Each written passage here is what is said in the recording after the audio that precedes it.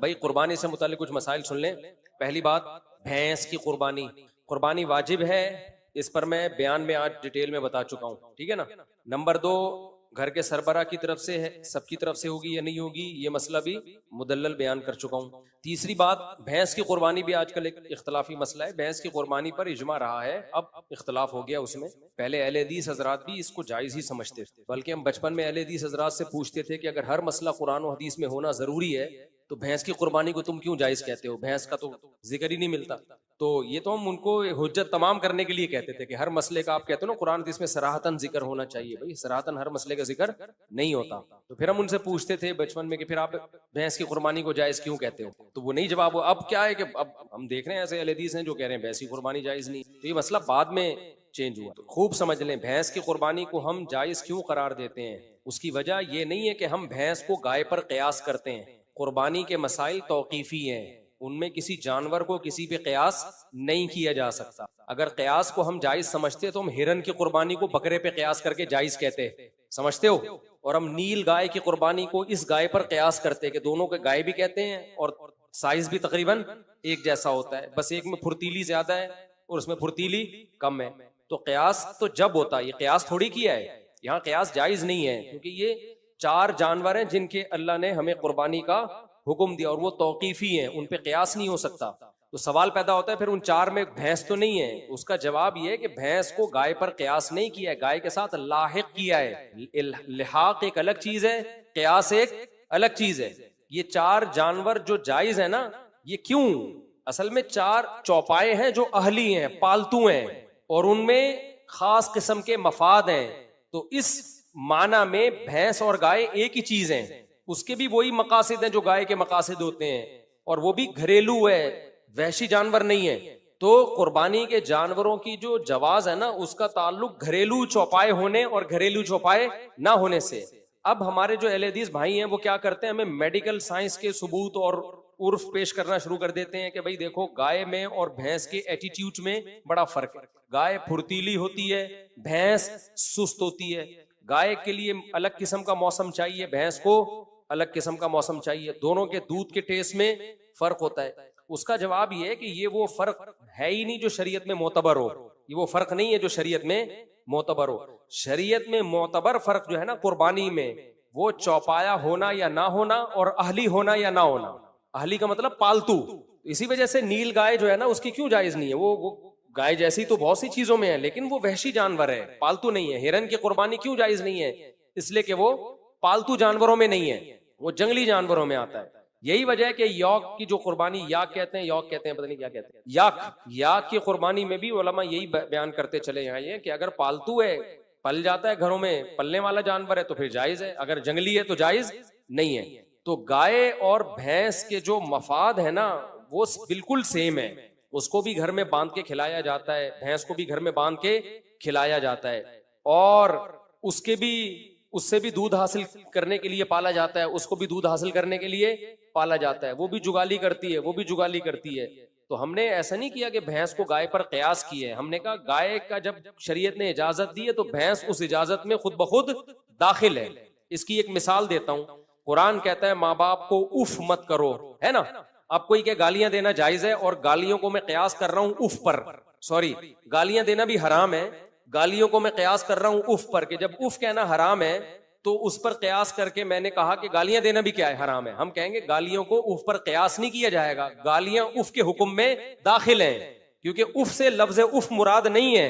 उफ का मतलब है तकलीफ देना, तो तकलीफ में गालियां तो बतरीके वाला दाखिल होंगे कि नहीं होंगी। तो जब इस्लाम ने कहा ना ये चार जानवर हैं, तो ये चार जानवर नहीं है, इन जानवरों में कुछ चीजें कदरे मुश्तरक हैं, तो जो भी होगी उसमें वो यही चार में ही दाखिल होगा। वो समझते हो, चाहे तौर तरीकों में फर्क ही क्यों ना हो। अगर तौर तरीकों में फर्क से हुक्म तब्दील होना होता तो फिर गायों में बड़ा फर्क होता है। अरब में जो गाय हलाल थी वो पंजाब की गाय वैसी है ही नहीं। भाई अरबों में जब कुरान नाजिल हुआ, गाय ज़बह करने का हुक्म दिया, तो कौन सी गाय थी, वो तो सऊदी अरब की गाय थी ना, मक्का मदीना की गाय थी। उसको अलग मौसम चाहिए, पंजाब की गाय को अलग मौसम चाहिए, ऑस्ट्रेलिया की गाय को अलग मौसम चाहिए। सबके दूधों में बड़ा फर्क है, सबके लाइफ स्टाइल में बहुत फर्क है। ऑस्ट्रेलिया की गाय अरब की गर्मी बर्दाश्त ही नहीं कर सकती है, हमारी भैंस तो बर्दाश्त कर लेगी लेकिन ऑस्ट्रेलिया की गाय बर्दाश्त नहीं कर पाएगी। ऑस्ट्रेलिया की गाय में दूध ज्यादा है, गाय कम है, और हमारी गाय में गाय ज्यादा है, दूध कम है। इतने सारे अगर फर्क की वजह से हुक्म तब्दील होता तो फिर तो बहुत सारे फर्क, खुद गायों में बहुत फर्क है। आप गिलगित की गाय को देखो, इतनी सी होती है, जितना मर्जी खिला दो इससे ज्यादा कद नहीं बढ़ेगा, जितना मर्जी खिला लो। और वो पहाड़ों पे चढ़ चढ़ के ना उनके मसल बहुत मजबूत हो जाते हैं। ये वाली गाय ये स्पीड ब्रेकर पे नहीं क्रॉस कर सकती, ये पहाड़ पे कहां से चढ़ेगी। तो अगर दोनों के एटीट्यूड में फर्क शरीयत में मोतबर है तो गाय और भैंस में इतना फर्क नहीं है, पंजाब की गाय और पंजाब की भैंस में, जितने अरब की गाय और गिलगित की गाय में फर्क है, ऑस्ट्रेलिया की गाय और अंडा मोड़ की गाय में फर्क है। बहुत फर्क है उनके तौर तरीकों में, उनके लाइफ स्टाइल में, दूध की क्वालिटी में बड़ा फर्क है, समझते हो। लेकिन ये फर्क शरीयत में मोतबर नहीं है, क्योंकि वो भी बांध के खिलाया जाने वाला जानवर है, अहली है, ये भी पालने वाला जानवर है। तो इसलिए चौपाया हो पालतू हो, ये है असल।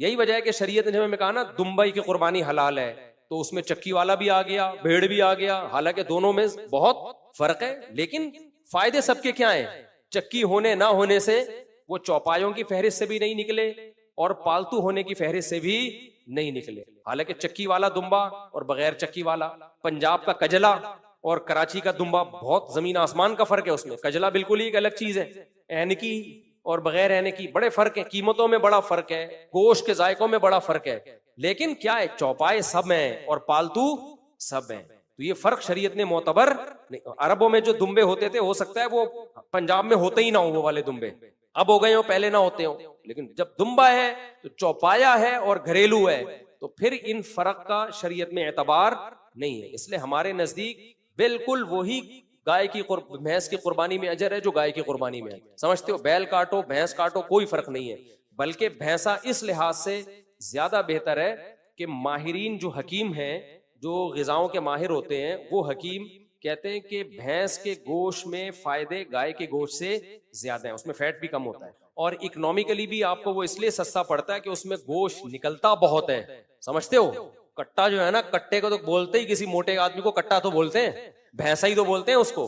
तो उसमें गोश्त भी ज्यादा है, उसके गोश्त में बादीपन भी कम है। जो माहिर हकीम है वो बोलते हैं गाय दूध का पियो, गोश्त भैंस का खाओ। अब अगर कहीं भैंस के गोश्त सही नहीं है तो वो बुड्ढी बुड्ढी भैंसें जो एक्सपायर हो चुकी होती है उनको जबा कर रहे होते हैं। लेकिन अगर कट्टे को आप जबा करो ना तो कट्टे का गोश्त मतलब बोले कट्टा कट्टा ही होता है भाई। अलबत्ता हमारे यहाँ कट्टा इसलिए कुर्बान नहीं किया जाता भैंसा कि वो होता कमबख्त इतना ताकतवर है और इतने मसल्स होते हैं उसमें गोश्त से भरे हुए कि कसाई गिराने के चक्कर में 2-4 कसाई खुद गिर जाते हैं। यानी कसाई उस कट्टे को गिराए इससे पहले कट्टे का खतरा होता है कि उसकी गर्दन इतनी, हमारे एक दोस्त लेकर आ गए थे 2 साल पहले, वो गर्दन ही कंट्रोल में नहीं आ रही किसी की, इतनी बड़ी गर्दन है उसकी, वो हिली वो जगह से ही नहीं कोई हिला पा रहा। तो इसलिए भी लोग डरते हैं। तो उस सूरत में शरीयत का मसला ये है कि अगर जानवर गिराना आपके लिए बहुत मुश्किल हो रहा है और उसमें डर है कि लोगों को नुकसान ना पहुंचाए। आप देखो ना वीडियोस आ रही होती हैं, गाय यहाँ से भागी तगड़ तगड़ तगड़ तगड़ 5-6 बच्चों को पेलती हुई निकल गई, बैल भागा काबू बेकाबू हो गया। कुर्बानी में ऐसा होता है। हमारे एक दोस्त ने बताया कि